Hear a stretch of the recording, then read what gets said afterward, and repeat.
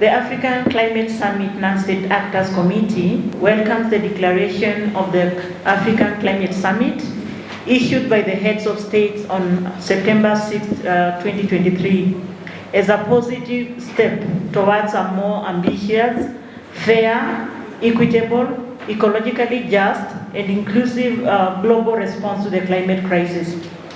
We recognize the pressing need for the global community to decrease emissions, decarbonize economies, and align with the Paris Agreement, and appreciate the declaration for reaffirming the principles of common but differentiated responsibilities and equity, which are vital for a just and efficient global response. We also commend the declaration for acknowledging the problem of loss and damage caused by climate change, which is already affecting several African communities. We urge the international community to put into effect the loss and damage facility as established during COP27 in Sharm el-Sheikh, and to provide sufficient and consistent assistance to the countries and individuals who are most vulnerable.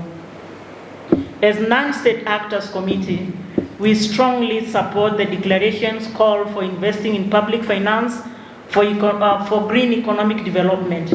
We equally reiterate our unequivocal support for reforming the global financial architecture to address African countries' challenges, especially climate finance. Particularly, we welcome proposals for debt relief, concessional finance, and innovative financial mechanism, and endorse the Bridgetown process, which aims to align finance with sustainable development goals and human rights, all in a sense signaling the acknowledgement of the imperatives of climate justice. However, we are still concerned that the summit missed an opportunity to have a strong African position that established the route to addressing the climate crisis.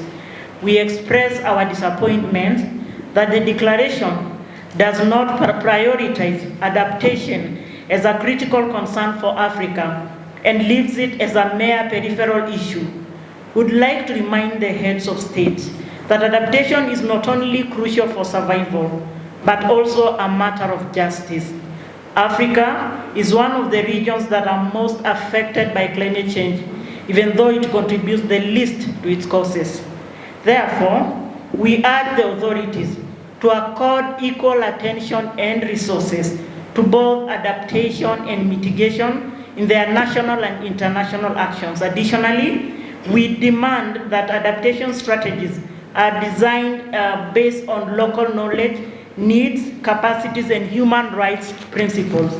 As we head to COP28, the non-state actors insist that, number one, developed countries must fulfill their historical responsibility and provide adequate and predictable finance, technology transfer, and capacity building to support adaptation, mitigation, and loss and damage in the Africa region. We are much more keen to collaborate in pushing for grant-based funding mechanisms. Number two, we reiterate our position on the rejection of the promotion of carbon markets that are not responsive and do not serve the climate justice imperatives for Africa. We further urge for continued dialogue in the spirit of closing knowledge gaps on carbon markets that are apparent at all levels. Number three, African leaders commit to a just and equitable transition to renewable energy, ensuring that energy access is prioritized for the poor and marginalized, and the community ownership and participation are guaranteed.